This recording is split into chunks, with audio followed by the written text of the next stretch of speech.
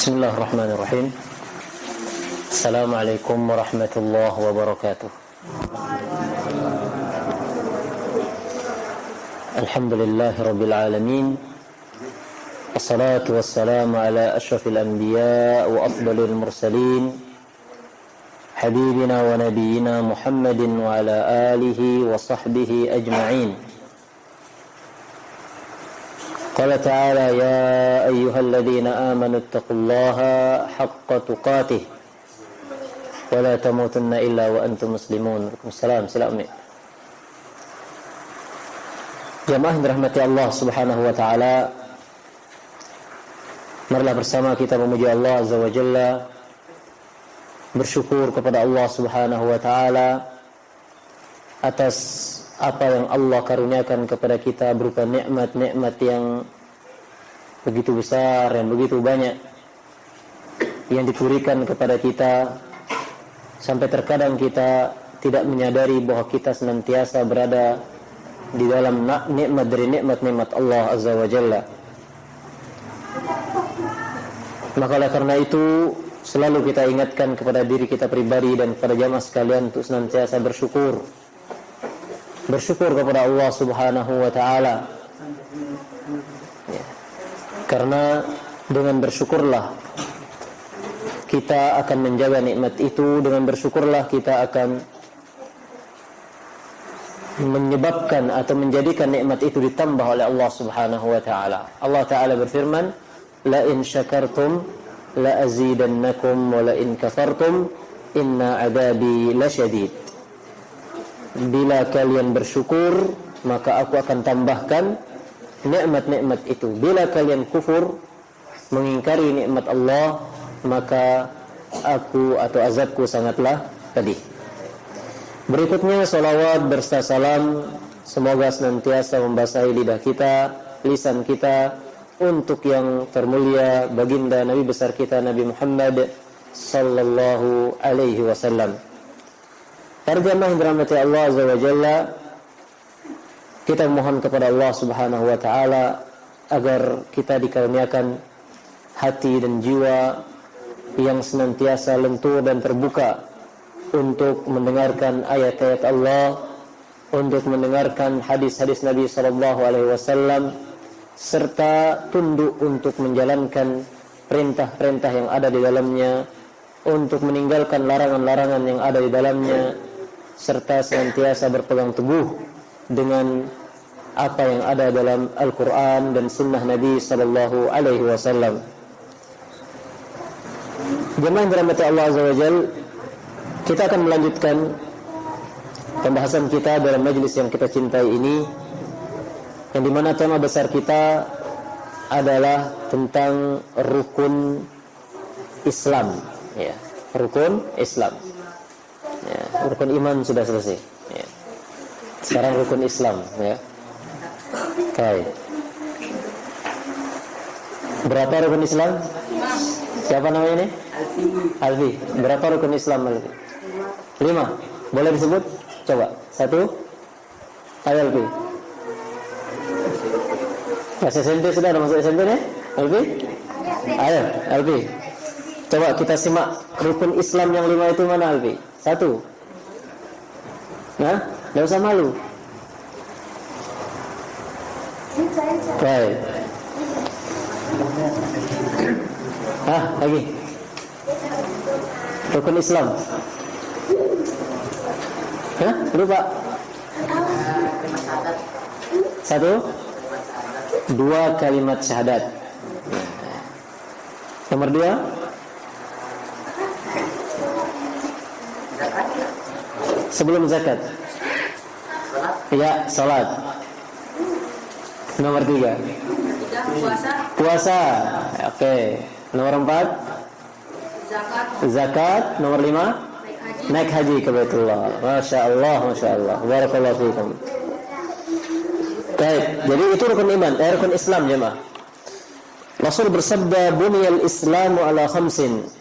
Islam ini dibangun di atas 5 perkara, 5 hal, 5 tiang. Mana 5 hal tersebut? Mana 5 perkara itu? 5 rukun itu? Yang pertama syahadati an la ilaha illallah. Pertama adalah syahadat la ilaha illallah wa anna Muhammadar Rasulullah. Yang kedua adalah iqamis salah, mendirikan salat. Yang ketiga menunaikan zakat, mengeluarkan zakat. Yang keempat menjalankan puasa Ramadan. Yang kelima adalah menunaikan atau menjalankan ibadah haji. Ya. Itu rukun Islam. Sudah selesai acara bagi-baginya?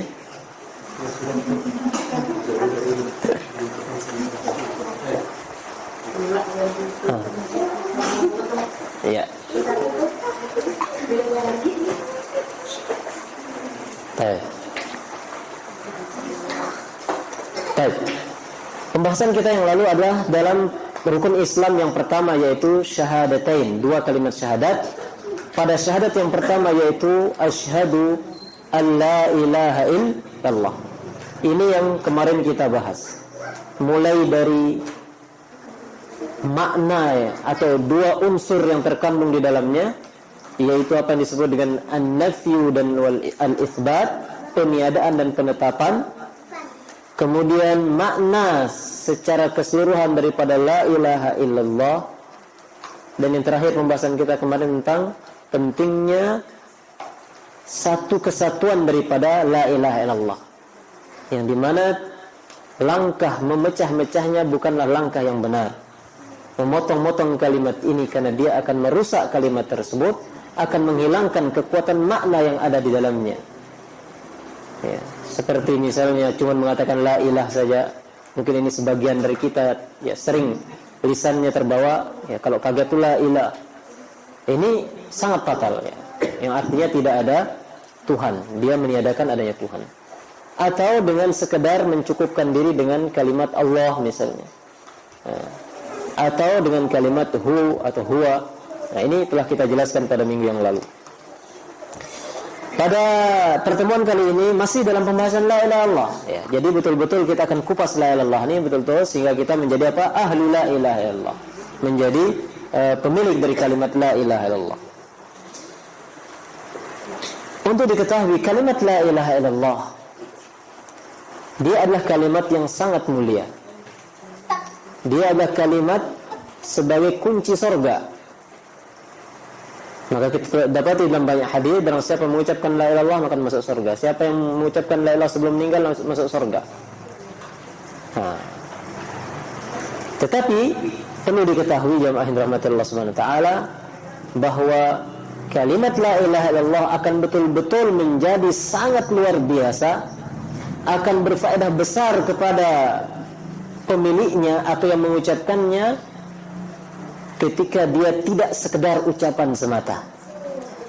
Ketika la ilaha illallah bukan sebatas apa? Ucapan.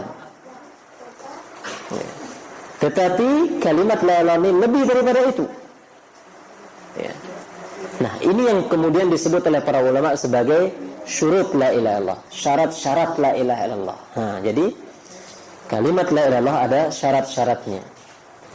Ya, ada syarat-syaratnya.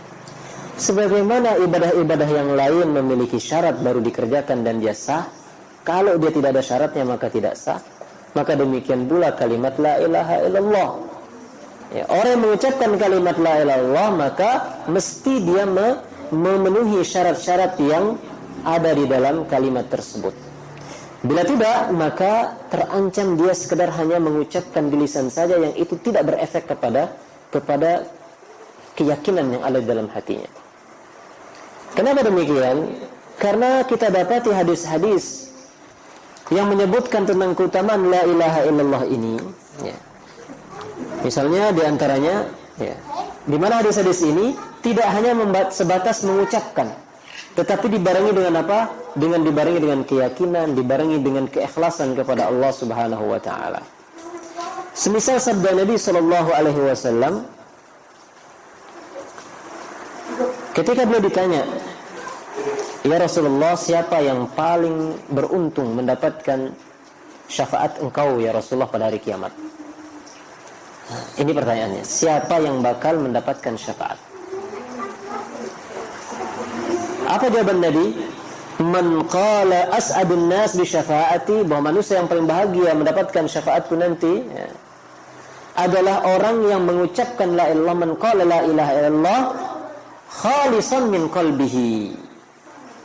Orang yang mengucapkan la ilaha illallah tidak sampai di situ, khalisan min qalbihi.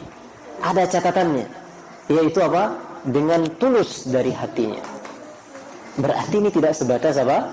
Sekedar ucapan, jamaah. Di dalam ayat, di dalam hadis yang lain, Rasul mengatakan, man qala la ilaha illallah yabtaghi bihi wajha Allah dakhala al-jannah. Barang siapa yang mengucapkan la ilaha illallah masuk surga, tetapi dengan catatan apa? Yabtaghi bihi wajha Allah. Dia itu mengucapkannya dibarengi dengan apa? Dengan maksud mengharapkan wajah Allah, mengharapkan Allah Subhanahu wa ta'ala, tidak sebatas ucapan. Nah, ini hadis-hadis yang memberikan apa? Penegasan kepada kita bahwa ternyata kalimat la ilaha illallah tidak sekedar diucap-ucapan di lisan, bukan sekedar ucapan-ucapan di lisan. Maka oleh karena itu, para ulama menetapkan berdasarkan apa yang dicermati dari ayat-ayat Al-Quran, dari hadis-hadis Nabi sallallahu alaihi wasallam, maka para ulama menetapkan bahwa la ilaha illallah mesti dilengkapi dengan syarat-syarat berikut ini, barulah orang itu akan menjadi orang yang paling bahagia dengan kalimat la ilaha illallah. Seorang pernah berkata kepada Al-Hasan Al-Basri, ya, Hasan Al-Basri. Orang ini mengatakan apa? Inna nasan yaqulun man qala la ilaha illallah dakhala al-jannah. Wahai Hasan Al-Basri, orang-orang mengatakan bahwa kalau kita mengucapkan la ilaha illallah maka kita akan masuk surga. Begitu kata orang ini kepada Hasan Al-Basri. Hasan Al-Basri seorang ulama generasi tabi'in, ya, yang bertemu dengan sahabat Nabi SAW. Mendengar ucapan itu, beliau mengatakan, betul, man qala la ilaha illallah, ya, betul, barang siapa mengucapkan la ilaha illallah kemudian fa'adda haqqaha wa faradaha, dia pun melaksanakan hak-hak la ilaha illallah dan kewajiban-kewajiban la ilaha illallah, dakhalal jannah, maka dia akan masuk surga. Nah, jadi di situ Hasan Al-Basri tidak cukup mengatakan, tidak puas dengan kata-kata barang siapa yang mengucapkan la ilaha illallah masuk surga saja. Tetapi beliau tegaskan, barang siapa yang mengucapkannya dan menjalankan hak-haknya dan menjalankan kewajiban la ilaha illallah, maka itulah orang yang masuk surga. Di kesempatan lain, Wahab bin Munabbih, ya, juga seorang tabi'in, ya, Wahab bin Munabbih, pernah ditanya, alaysa miftahul jannati la ilaha illallah? Bukankah kunci masuk surga itu, kunci surga adalah kalimat la ilaha illallah? Ya. Jadi orang ini mengatakan, wahai Wahab bin Munabbih, seorang ulama, ya, wahai Wahab bin Munabbih, bukankah kunci surga itu kalimat la ilaha illallah? Apa kata Wahab? Bala, betul ucapan anda ini bahwa kunci surga itu adalah la ilaha illallah. Walakin, akan tetapi, kata beliau, ma min miftahin illa lahu asnan. Tetapi tidak ada sebuah kunci melainkan kunci itu memiliki gerigi, memiliki gigi, ya kan? Ya, rata-rata kunci ada giginya. Itu yang membedakan. Mungkin dia bisa masuk, tapi beda gigi tidak akan bekerja. Kata beliau, betul bahwa kunci surga itu la ilaha illallah. Tetapi setiap kunci itu mesti ada giginya, kata beliau. Fa in ataita bi miftahin lahu asnan futihalak. Bila engkau datang membawa kunci yang memiliki gerigi, maka engkau bisa membuka pintu. Wa illa lam yuftah. Kalau enggak punya giginya, maka enggak kebuka.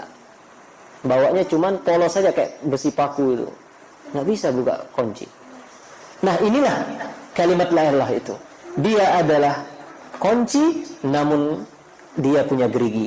Nah, geriginya inilah posisinya adalah syarat-syarat la ilaha illallah. Nah, jadi ini jamaah. Jadi la ilaha illallah memiliki syarat. Orang yang tidak menunaikan syarat la ilaha illallah ini berarti dia sekedar sebatas ucapan yang tidak mengerti apa yang dia ucapkan. Ya.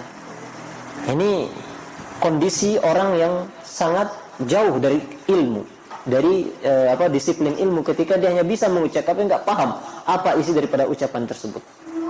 Ya, seperti istilah-istilah yang kita nggak kenal kita ucapkan tapi nggak ngerti, kan kosong, nggak kita merasa apa-apa. Tetapi sesuatu yang kita pahami, sesuatu yang kita yakini, sesuatu yang kita pegang kuat-kuat, nah disitulah kemudian ucapan dibarengi dengan keyakinan. Baik. Sekarang kita akan paparkan syarat-syarat tersebut. Ini adalah yang sangat penting. Jumlahnya sekitar 7. Ada 7 syarat. Berapa jemaah? 7. Ya. Tolong ingat. Saya sebutkan kalimat-kalimat kuncinya, nanti penjelasannya. Yang pertama adalah ilmu. Ya. Apa maksudnya ilmu? Bagaimana hubungannya dengan la ilaha illallah? Nanti kita jelaskan. Yang kedua adalah yakin. Ilmu, yakin. Yang ketiga ikhlas. Keempat sidik. Apa? Sidik. Ya. Ilmu, yakin, ikhlas, sidik. Kemudian yang kelima adalah mahabbah atau cinta. Ya. Cintalah gitu, mahabbah, cinta. Yang keenam inqiyad. Mungkin ini istilahnya agak Arab, terlalu kearapannya, tapi enggak apa-apa, ini istilahnya inqiyad. Yang ketujuh terakhir adalah qabul, menerima. Ya. Yang ulangi. Yang pertama ilmu, yakin, ikhlas, sidik, mahabbah atau cinta, inqiyad, dan terakhir adalah qabul. Ya. Nah, ini 7 syarat yang ditetapkan oleh para ulama. Baik. Untuk diketahui, nggak ada hadis yang mengatakan 7 syarat la ilaha illallah 1, 2, 3, nggak ada seperti itu. Ini berangkat dari pengamatan para ulama terhadap ayat-ayat dan hadis-hadis yang berhubungan dengan kalimat la ilaha illallah, maka disimpulkan bahwa hal-hal ini merupakan catatan yang tidak boleh lepas daripada la ilaha illallah. Baik, satu persatu. Sehingga dalam sebuah kalimat bait syair pun disebutkan 7 ini langsung mencakup ya. Dalam sebuah bait syair disebutkan ilmun yaqinun wa ikhlasun wa sidquka ma' mahabbatin wa inqiyadin wal qabulu laha. Nah, ini 7-7-nya masuk di situ. ولنقف وقفة مختصرة على هذه الشروط لبيان المراد. Kata Profesor Syekh Abdul Razak hafizahullah taala bahwa kita akan membahas satu persatu dari 7 syarat ini. Baik, kita mulai yang pertama jemaah. Dan ini semua ma'adzikri ba'dil adillah minal kitab was sunnah. Kita akan sebutkan satu persatu dibarengi dengan dalil Al-Qur'an serta dalil hadis atau sunnah Rasul sallallahu alaihi wasallam. Kita masuk yang pertama. Kenapa yang pertama? Ilmu. Oke. Syarat la ilaha illallah yang pertama adalah ilmu jemaah. Apa? Ilmu.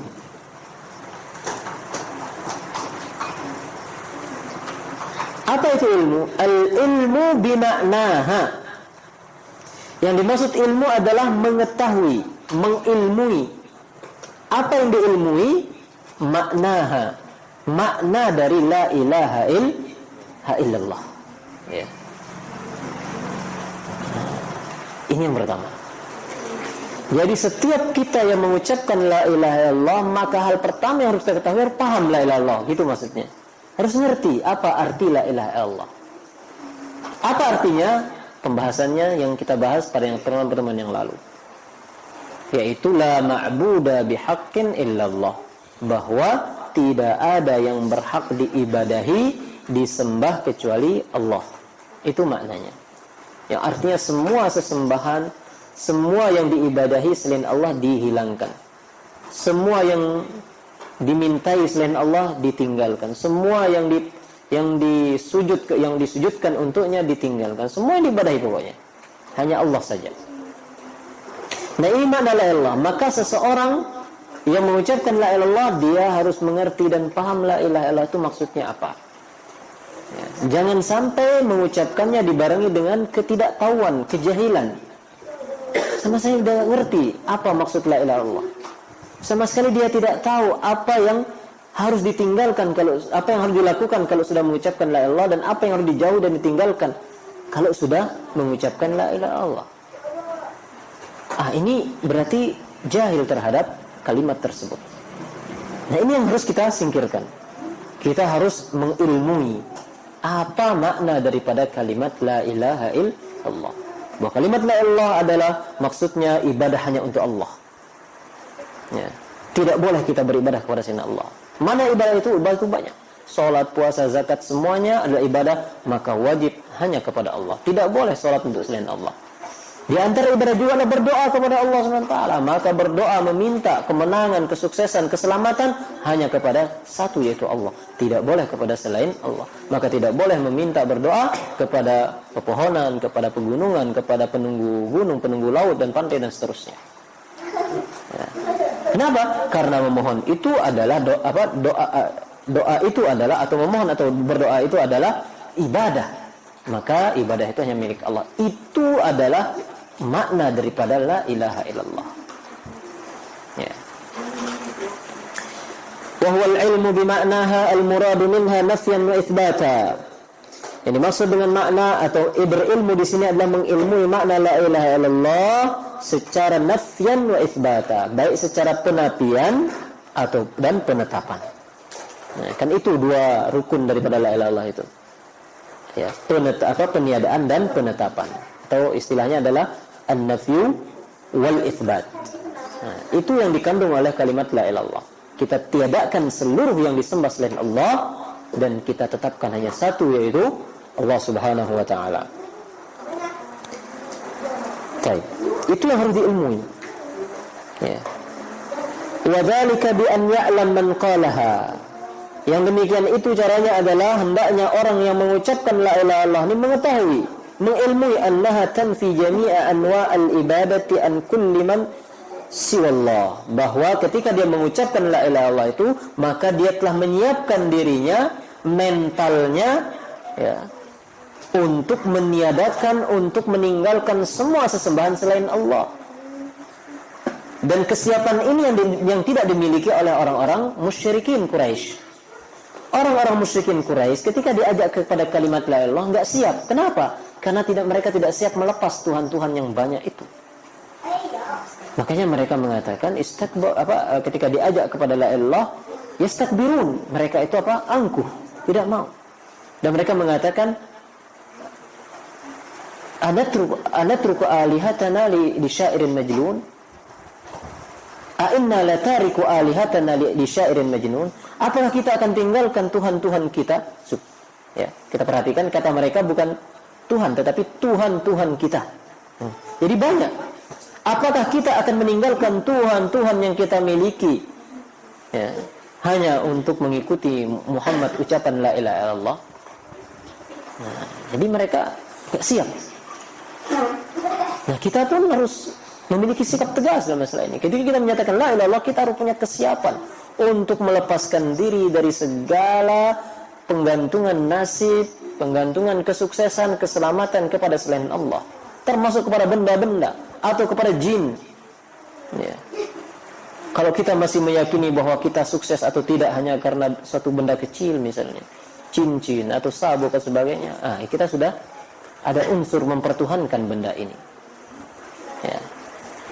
Atau kita menggantungkan keselamatan kita, kemenangan atau kekalahan kepada penunggu lembah, penunggu gunung atau penunggu kebun, maka berarti kita sudah ada unsur mempertuhankan hal itu.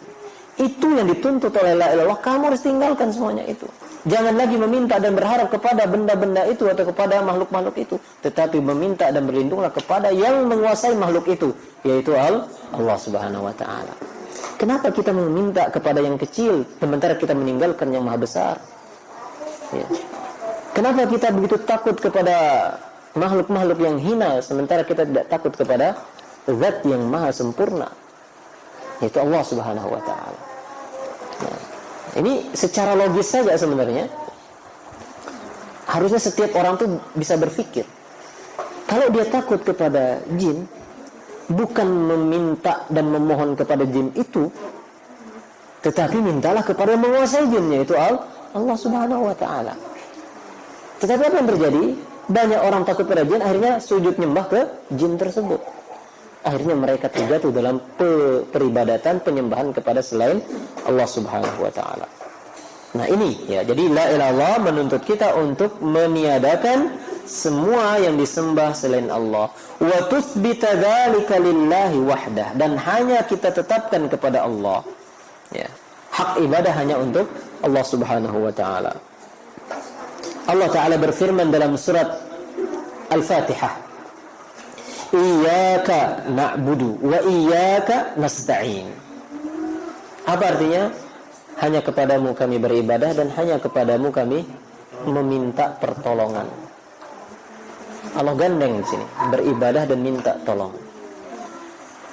Sebelum masuk pada ibadah dan minta tolong, di situ ada kata iyyaka. Di situ ada penghususan kepadamu, hanya kepadamu. Ya. Iyyaka, hanya kepadamu. Sebenarnya kata-kata kepadamu kami beribadah itu bisa dalam bentuk lain, seperti na'buduka wa nasta'inu bika, kepada kami menyembahmu dan kami meminta pertolongan kepadamu. Tetapi dalam ayat ini tidak digunakan itu, tapi digunakan apa? Iyyaka, yang menunjukkan iyyaka ini adalah bahwa hanya kepadamu ya Allah, enggak ada yang lain. Hanya kepadamu. Hanya kepadamu kami beribadah, yang kami sembah hanya Engkau ya Allah. Dan hanya Engkau pula yang kami mintai pertolongan. Nah, jadi surat Al-Fatihah atau ayat Al-Fatihah ya, ini sangat tegas dalam masalah penjelasan terhadap kalimat la ilaha illallah, bahwa ibadah itu hanya untuk Allah. Dan meminta pertolongan itu adalah bentuk ibadah. Jadi di sini sebenarnya disebutkan kata umum, disebutkan satu contoh dari umum itu. Kata umumnya apa? Ibadah. Hanya kepadamu kami beribadah. Ini umum, berarti semua ibadah. Kemudian berikutnya wa iyyaka nasta'in, dan hanya kepadamu kami meminta pertolongan. Padahal meminta pertolongan sudah masuk dalam ibadah. Maksudnya apa? Bahwa meminta pertolongan itu adalah sebuah ibadah yang mulia. Dia memiliki kekhususannya, makanya dia disebutkan. Padahal sudah masuk di situ. Jadi gaya bahasa lagi dalam istilahnya sastranya, sastra Arab itu begitu. Ya, balaghahnya. Disebutkan umum, ternyata setelah umum ini ada disebutkan yang khusus, bagian dari umum. Nah, artinya bahwa yang satu ini memiliki kekhususan, kelebihan dari yang lainnya. Seperti misalnya Jibril. Ya, Jibril itu malaikat, ya kan? Beliau malaikat, satu dari antara malaikat. Tetapi dalam Al-Quran disebutkan apa? Tanazzalul malaikatu warruhu fiha biidni rabbihim min kulli amr salamun hiya hatta matla'il fajr. Di malam Lailatul Qadar, apa yang terjadi? Tanazzalul malaikatu warruh. Di malam itu para malaikat turun. Warruh, ruh ini Jibril. Para malaikat turun dan Jibril turun, kata Allah. Kan Allah sebutkan malaikat, semuanya masuk di situ. Tapi kenapa kemudian Allah sebutkan ruh Jibril? Menunjukkan bahwa Jibril memiliki keistimewaan di antara selainnya daripada kalangan malaikat. Nah, begitu. Nah, demikian dengan dalam surat Al-Fatihah Allah katakan iyyaka na'budu wa iyyaka nasta'in. Hanya kepadamu kami beribadah ya Allah, dan hanya kepadamu kami meminta pertolongan. Meminta pertolongan itu adalah ibadah. Nah, disebutkannya meminta pertolongan, padahal sudah disebutkan ibadah secara umum, menunjukkan bahwa meminta pertolongan itu adalah ibadah yang mulia. Jangan sekali-kali kita lalai dan remehkan. Ya. Apalagi kalau kita jahil, tidak tahu bahwa ini ibadah. Kan banyak orang yang belum tahu ternyata minta tolong itu ibadah. Sehingga mereka memandang ini kan sekedar minta tolong, akhirnya mereka minta tolong ke sembarangan. Kalau minta tolongnya sesuatu yang manusiawi ya, seperti minta tolong misalnya diambilin benda yang jauh didekatkan ke dia. Nah, dia lapar minta tolong diberi makanan, dibawakan minuman. Ya, ini wajar ini. Tetapi sekarang ada unsur yang minta tolong itu di luar itu semua. Seperti orang minta tolong agar umurnya dipanjangkan, minta tolong agar dia dimenangkan lawan musuhnya, minta tolong agar ia menjadi dilindungi dari jin, ya, dari ilmu-ilmu hitam. Nah, ini kan di luar minta tolong tadi. Nah, ini kemudian yang mereka peruntukkan kepada selain Allah. Ya. Karena memandang bahwa minta tolong itu bukan ibadah. Jadi minta tolong itu ibadah. Maka bila dia ibadah, mintalah tolong itu hanya kepada Allah Subhanahu wa taala. Baik. Nah, ini syarat yang pertama, jamaah, yaitu bahwa al-ilmu, kita harus mengilmui, kita harus mengetahui apa yang kita ketahui makna daripada la ilaha illallah. Kan pembahasan kita la ilaha illallah. Syarat la ilaha illallah. Ya, syarat-syarat la ilaha. Syarat pertama adalah ilmu, mengetahui. Nah, ilmu itu kan mengetahui artinya, jemaah. Kalau orang punya ilmu berarti dia mengetahui. Ilmu, ya, mengetahui, memahami, ya, makna la ilaha illallah. Maka mulai hari ini jangan lagi kita tidak tahu terhadap la ilaha illallah. Ya, kita harus menjadi orang yang ngerti, tahu makna daripada kalimat la ilaha illallah. Baik. Kita pindah yang kedua. Mana dalil yang sebelum kita masuk yang kedua, mana dalil yang mengatakan kita harus tahu la ilaha illallah? Baik, dalam surat Muhammad ayat 19 Allah mengatakan apa? Allah katakan fa'lam annahu la ilaha illallah. Nah, ini kalimat sering kita dengar kan? Dari imam-imam masjid kalau dia mau zikir itu mulai fa'lam annahu la ilaha. Itu ayat Al-Qur'an. Dalam surat Muhammad ayat 19. Apa artinya? Nah, artinya adalah fa'lam, ketahuilah, ilmuilah. Apa yang kita ilmui? Annahu la ilaha illallah. Bahwa tidak ada yang berhak disembah kecuali Allah Subhanahu wa taala. Nah, jadi di sini kita disuruh mengilmui, bukan sekedar mengucapkan, tapi i'lam, berilmulah tentang la ilaha illallah. Apa yang diilmui? Yang tadi, makna daripada la ilallah.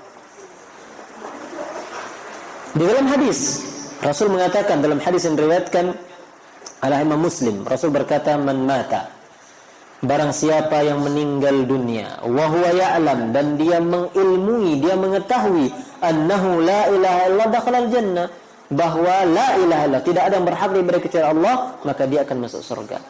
Jadi untuk masuk surga dengan la ilaha illallah dibarengi dengan ilmu. Ya, dibarengi dengan kita tahu makna daripada la ilaha illallah. Nah, jadi kenapa ulama menetapkan harus ada ilmu terhadap la ilaha illallah? Itu adalah syarat pertamanya berdasarkan hadis dan ayat tadi. Ayat dalam surat Muhammad, fa'lam annahu la ilaha illallah, juga terdapat dalam surat yang lain, dalam surat Az-Zuhruf ayat 86. Nah, di situ Allah mengatakan illa man syahida bil haqq wa hum ya'lamun. Nah, orang-orang yang bersaksi bil haqq, bil kalimat la ilaha illallah, wa hum ya'lamun, dan mereka mengilmui makna daripada la ilaha illallah itu. Dan dalil yang ketiga adalah hadis Nabi sallallahu alaihi wasallam. Jadi Rasul menyatakan ya'lam. Jadi ada syaratnya. Rasul syaratkan untuk bisa masuk dengan la ilaha illallah adalah dibarengi dengan ilmu. Taib yang kedua, jemaah. Nabi yang kedua syaratnya apa? Ikhlas apa yakin? Yakin. Ikhlas nomor 3. Yakin. Saya kira yakin pun pelunggu semua sudah tahu makna yakin. Yakin itu apa yakin, jemaah? Lawannya yakin apa? Tidak yakin. Lawannya berdiri, tidak berdiri gitu. Lawannya yakin adalah ragu-ragu, ya. Lawannya yakin adalah ragu-ragu. Ya.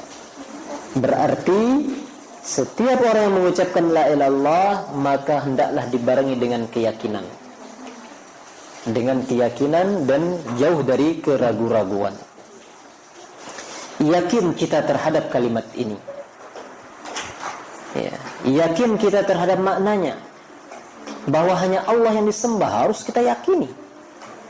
Ya, harus diyakini. Ya. Dengan yakin ini, seseorang akan memiliki nilai yang tidak dimiliki oleh orang yang hanya sekedar mengetahui. Ya.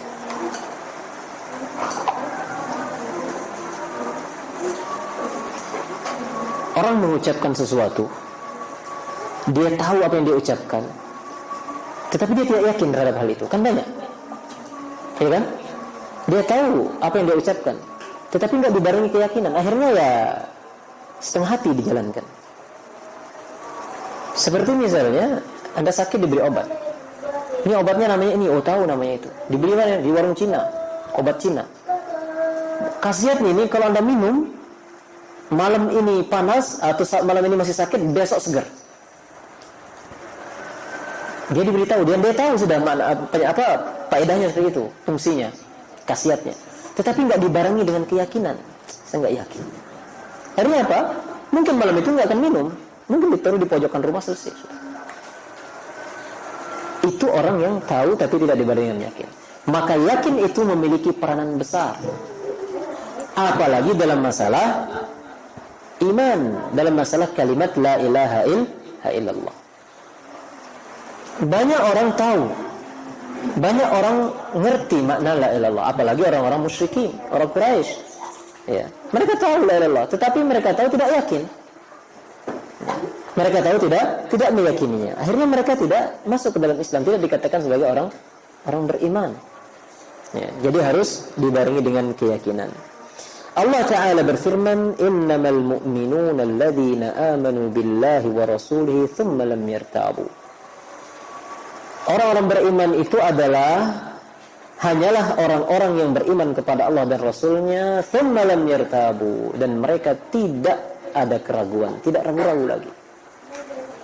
Tidak ada keraguan. Itu orang beriman. Jadi ciri orang beriman itu adalah mereka iman kepada Allah dan Rasulnya dan tidak ada keraguan. Thumma lam yartabu, artinya tidak ragu itu adalah yakin. Dalam hadis Nabi sallallahu alaihi wasallam mengatakan kepada nah, ini hadis kedua. Hadis yang pertama itu Rasul mengatakan apa? Asyhadu an la ilaha illallah wa anni rasulullah. Aku bersaksi bahwa tidak ada yang berhak diibadahi kecuali Allah, bersaksi la ilaha illallah, dan aku bersaksi bahwa aku ini adalah utusan Allah. Ini Rasul kita yang mengatakan, aku bersaksi la ilaha illallah dan aku bersaksi bahwa aku ini adalah utusan Allah. La yalqallaha biha abadun ghairu syakkin fihima illa dakhalal jannah. Tidaklah seorang hamba bertemu dengan Allah dengan membawa dua kalimat tadi, dua syahadat tadi, asyhadu an la ilaha illallah wa anna muhammadar rasulullah, ghairu syakkin, dalam kondisi tidak ragu, artinya yakin. Jadi orang ini mengucapkan la ilaha illallah Muhammad Rasulullah dibarengi dengan keyakinan dan tidak keraguan, maka pastilah orang ini akan masuk ke dalam surga, illa dakhalal jannah. Jadi di situ Rasul tekankan apa? Tidak ragu-ragu, artinya dibarengi dengan keyakinan.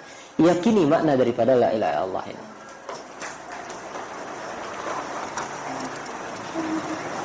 Di dalam hadis lain Nabi mengatakan, hadis tadi diriwayatkan Imam Muslim, hadis yang berikutnya juga Imam Muslim. Rasul bersabda kepada Abu Hurairah, "Man laqita min wara'i hadzal ha'id." Wahai Abu Hurairah, siapapun yang kau temukan di luar sana, di belakang tembok ini, maksudnya di luar sana nanti, yashhadu an la ilaha illallah, dia itu bersaksi la ilaha illallah mustayqinan, dengan keyakinan. Nah, Rasul di situ katakan dengan keyakinan. Jadi tidak sekedar mengatakan la ilaha illallah tapi kosong dari yakin. Tidak sekedar itu, tapi mustayqinan biha, yakin dengan kalimat itu, qalbuhu, hatinya yakin, fabasyirhu bil jannah, maka kabarkan kepadanya tentang surga, beritakan padanya berita gembira untuk dia mendapatkan surga. Fashtaratal yaqin, Rasul mensyaratkan harus dibarengi dengan keyakinan, dibarengi dengan keyakinan. Bahkan termasuk Fir'aun, jamaah, Fir'aun itu tahu dia sebenarnya bahwa Tuhannya Nabi Musa, Tuhannya Bani Israel, yaitu Allah Subhanahu wa taala adalah Tuhan yang hak. Tetapi dia tidak diyakini, tidak bareng dengan keyakinan. Maka tidak bermanfaat. Maka sekarang bila kita telah tahu makna la ilaha illallah, bahwa ibadah itu hanya milik Allah semata, tidak boleh kepada yang lainnya, maka harus kita yakin pula. Ya, harus kita yakini. Ya. Tidak boleh kita ragu-ragu. Contoh ragu-ragu apa? Masa sih nggak boleh berdoa kepada selain Allah? Nah, begitu.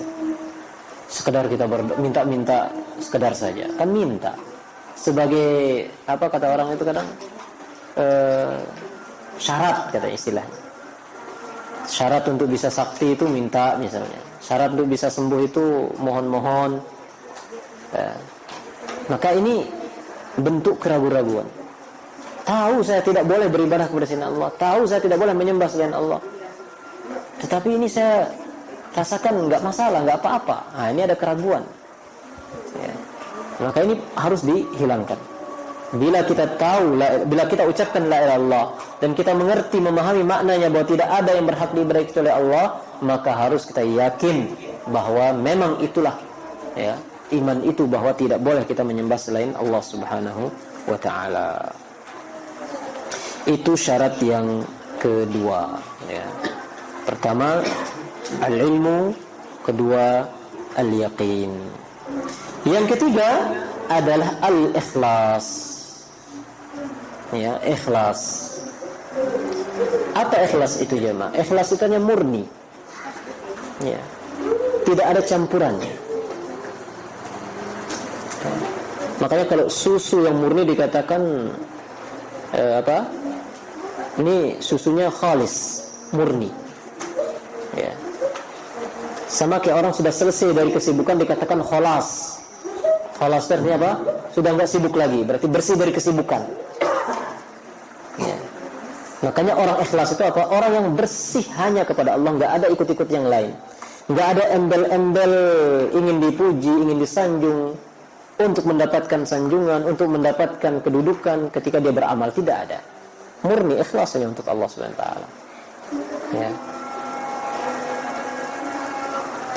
Al-ikhlas al-munafi lisyirk wal riya. Maka ikhlas itu lawannya adalah kesyirikan dan riya. Orang yang berbuat syirik, yaitu yang menyembah selain Allah, beribadah kepada Allah, maka dia tidak punya ikhlas. Orang yang riya juga tidak punya ikhlas. Orang yang ujub tidak punya ikhlas. Ya. Orang yang menunggu pujian dan sanjungan manusia berarti dia tidak memiliki ikhlas.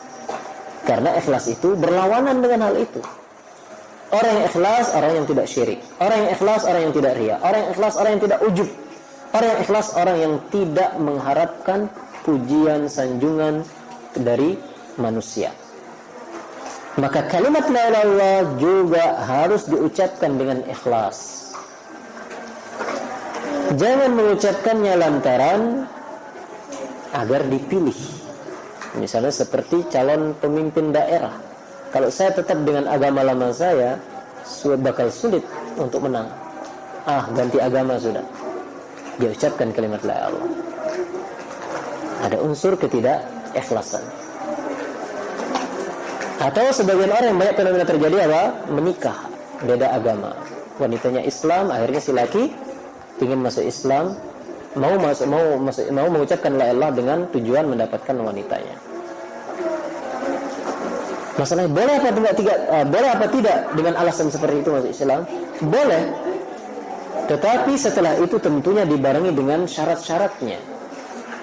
Ya. Jangan sebatas mengucapkannya saja. Kalau alasannya masuk Islam gara-gara menikah misalnya, masa masuk Islam gara-gara misalnya ada tujuan-tujuan lain, sebatas itu kemudian tidak ada perkembangan, maka itulah yang dikatakan sekedar ucapan, tidak ada efek dalam imannya. Tetapi setelah dia masuk Islam, itu alasan pertamanya, dia masuk Islam gara-gara ingin menikah, Islam gara-gara ingin aman di daerah itu misalnya, Islam ingin mendapatkan jabatan.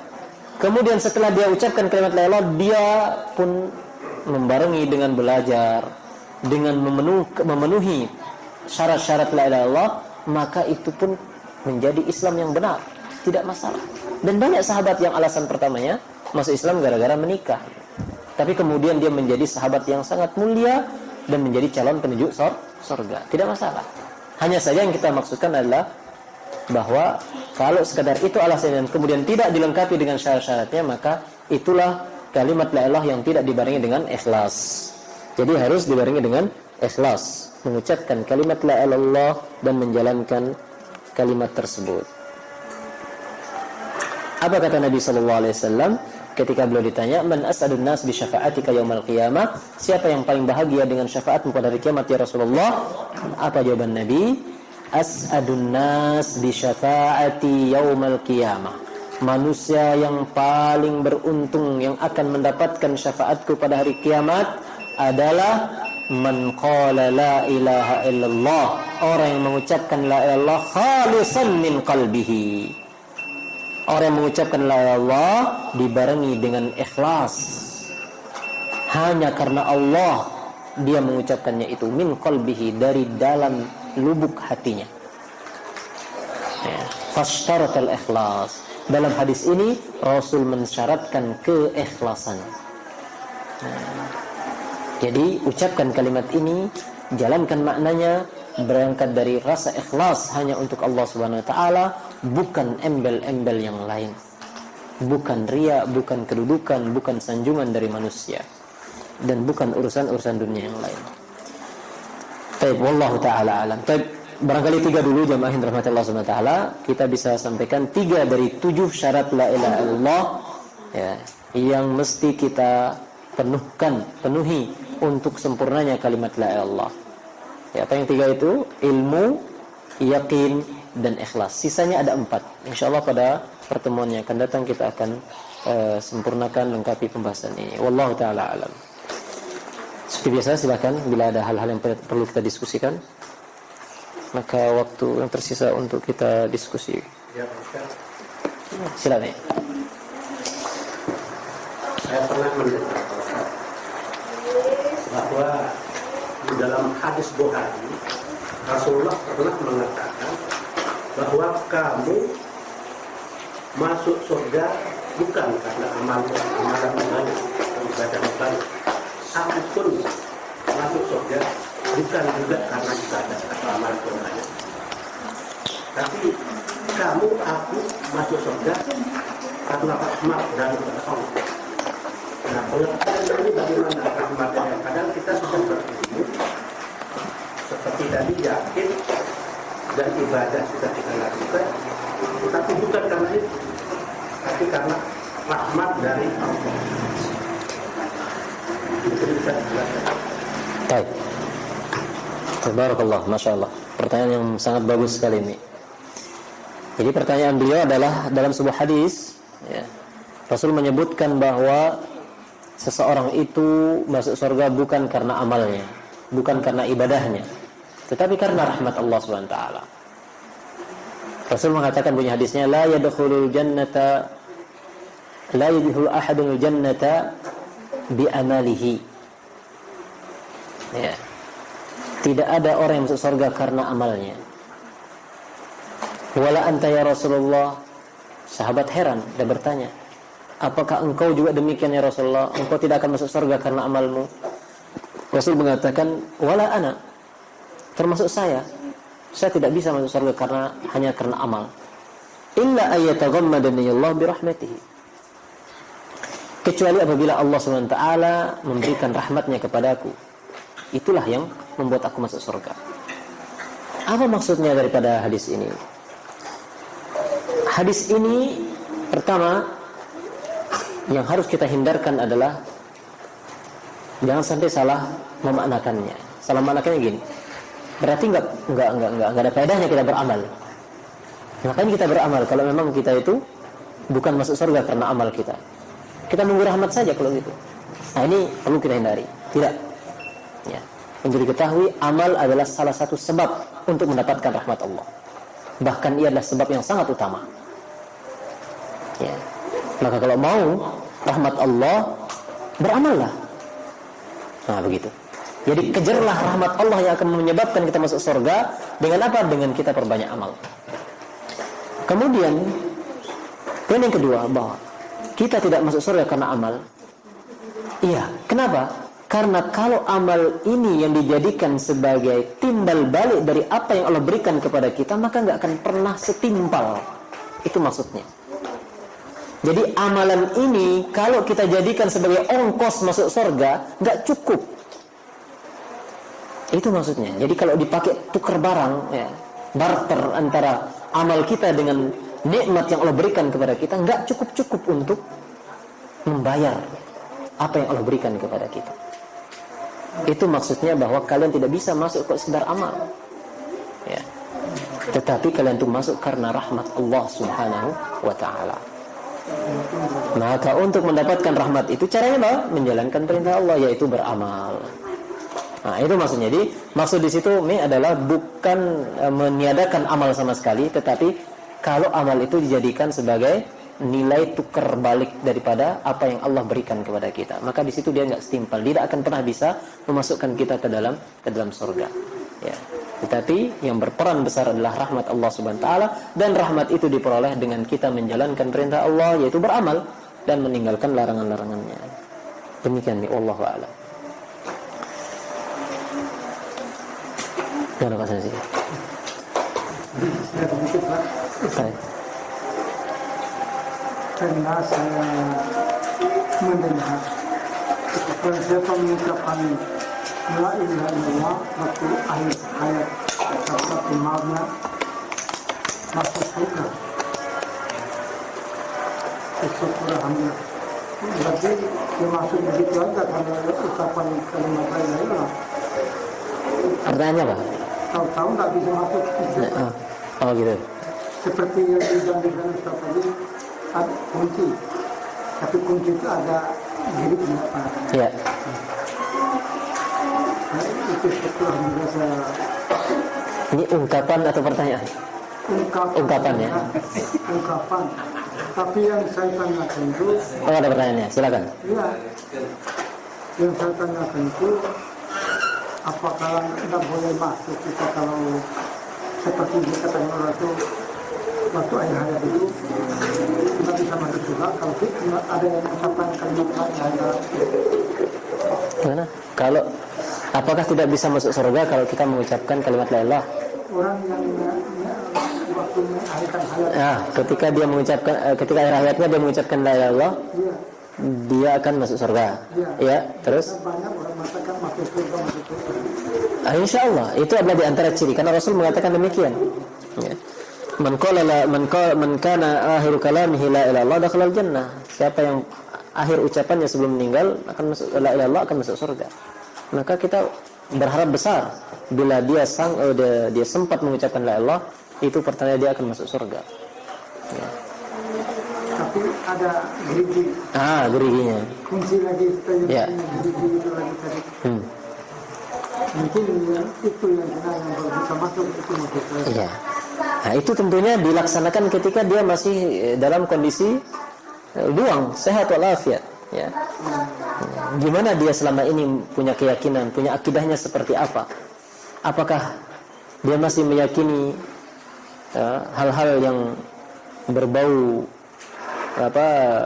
peribadatan kepada selain Allah, ya, kepada benda-benda, kepada tempat-tempat angker, kepada makhluk-makhluk gaib, ataukah dia sudah betul-betul bisa menghilangkan semuanya itu dan hanya ada satu, yaitu Allah Subhanahu wa Ta'ala, ya, hanya satu Allah Subhanahu wa Ta'ala. Dan umumnya orang-orang akan sulit untuk mengucapkan la ilaha illallah di akhir hayatnya kalau dia tidak jalan di atas akidah yang mulia, yang bagus, yang lurus. Ya. Orang yang terbiasa dengan nyanyian, maka biasanya akhir hayatnya dia akan mengucapkan hal itu.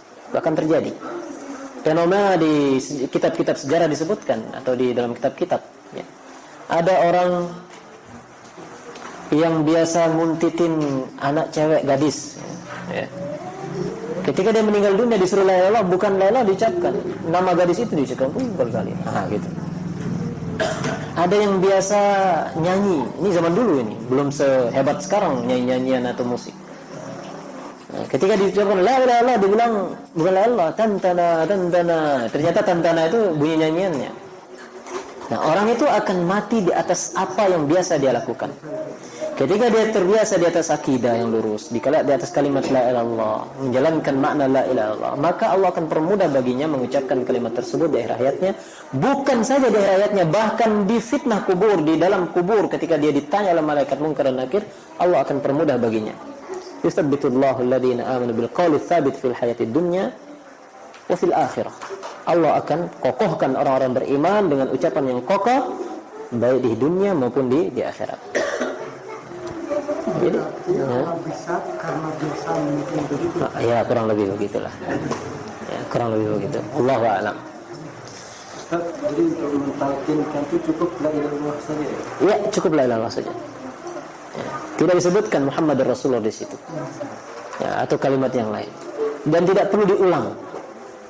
Jadi kalau kita melihat ini ada yang sudah sakratul maut, kita sudah bilang la ilaha illallah dan kemudian dia mengikuti, sudah cukup.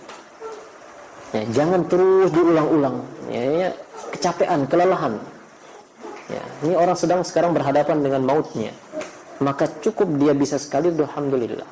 Ya, alhamdulillah. Wallahu a'lam. Masih ada? Silakan, Pak Sanjay. Apa arti daripada Sayyidina? Sayyidina. Sayyidina. Oh, Sayyidina. Sebab begini, Pak. Ya, gimana? Karena di kampung kami itu sudah ada aturan orang yang menikah harus bisa membaca sholat, membaca Salawat. sholat, Membaca sholat. baca sholat. Oh, bacaan sholat ya. Ya. Tetapi di dalam akad nikah itu dimasukkan Sayyidina Muhammad, Allahumma shalli ala Sayyidina Muhammad, ketika salawat. Nah, ya. Saya heran, saya mau tegur takut orang. Sekarang pertanyaannya artinya saja. Tadi artinya saja, kenapa dimasukkan bacaan sholat itu dimasukkan Sayyidina? Kan tidak ada di dalam bacaan sholat itu Sayyidina. Ya. Yang saya tanyakan apa Artinya ya, berarti kita jelaskan artinya, bukan hukumnya sekarang. ya. Baik. Arti daripada sayyidina adalah dari kata sada yasudu. Ya, bahasa Arabnya sada yasudu. Artinya memimpin. Ya. Orang yang memimpin maka dia itu sayyid. Maka sayyid itu adalah pemimpin. Sayyidi, ya sayyidi. Ya, tapi jadi kalimat umum kadang-kadang di Arab sekarang, kayak di Mesir misalnya, ya sayyidi, wahai tuanku katanya. Atau kayak kita bapak gitu loh, pakciknya kalau orang mana tuh, orang Malaysia. Kalau orang Barat master lah, sayyid, ya sayyid fulan, sayyid yayat misalnya, sayyid mami, ya. Sayyid teguh, nah, sayyid. Nah, itu asal katanya adalah sayyid itu artinya pemimpin, orang yang di atas kita, orang yang menguasai urusan kita. Makanya Rasul mengatakan apa? Ana sayyidu bani Adam, sayalah pemimpin semua anak Adam. Ya, saya pemimpin semua anak Adam. Ya. Kemudian Rasul mengatakan bahwa Hasan, cucu saya yang namanya Hasan bin Ali, ini adalah sayyidu syababi ahlil jannah. Dia ini adalah pemimpin para pemuda di surga. Ya. Ketua pemudanya siapa? Hasan besok. Ya. Ketua pemuda surga. Ya. Baik. Itu makna daripada sayyid. Nah, itulah kenapa kemudian ada sebagian ulama beristihad untuk menambah kata-kata sayyid di dalam penyebutan Nabi Muhammad SAW. Sayyidina Muhammad. Bukan hanya Nabi kita, bahkan menyebut Abu Bakar Sayyidi Abu Bakar, Sayyidina Abu Bakar. Nah, jadi itu adalah penambahan untuk menghormati. Seperti kita mengatakan kepada presiden misalnya, kita nggak mengatakan kepada Bapak Jokowi silakan masuk, enggak, atau silakan maju. Kepada yang terhormat Bapak Jokowi, yang terhormat. Ada, termasuk kita misalnya di orang-orang Arab mengatakan ya fadilatas syekh. Dia tidak mengatakan langsung kepada gurunya tafadhal ya Muhammad, enggak gitu, enggak kata tafadhal ya fadilatul ustaz ya ad-doktor Muhammad, ya sa'adatul ustaz. Nah, itu ada unsur-unsur penambahan untuk sebagai bentuk penghormatan. Nah, itu kenapa, itu makna daripada sayyidina. Adapun hukumnya di kesempatan yang lain, panjang ceritanya. Barangkali gimana? Enggak ada PRT itu Pak, kita minta izin nih. Bebas sekarang Pak Sanusi kalau gitu. Silakan Pak Sanusi, bebas dah. Gimana? Dibatasi oleh partai sebelum satu sekarang dan Silakan. Ila hadratin nabi. Orang doa bersama. Atau doa apa saja acara di kampung. Ila hadratin nabi. Apa itu ila hadratin nabi? Hadrat itu artinya kehadiran. Ya. Kehadiratan. Hadar yahduru hadir. Ya, itu artinya. Jadi membayangkan kehadiran Nabi, kehadiran orang itu. Nah, itu mana hadrat. Hadrat. Maka ada istilah gendang-gendang itu kan hadrah namanya itu. Itu juga berangkat dari kata hadar. Kehadiran maksudnya hadrat itu. Ya, itu artinya wallahu a'lam. Begitu Pak, cukup? Kita barangkali cukup. Ya, kita azan dan langsung qomat. Wassallallahu ala nabiyina Muhammad wa akhir da'wan alhamdulillahirabbil alamin. Assalamualaikum warahmatullahi wabarakatuh.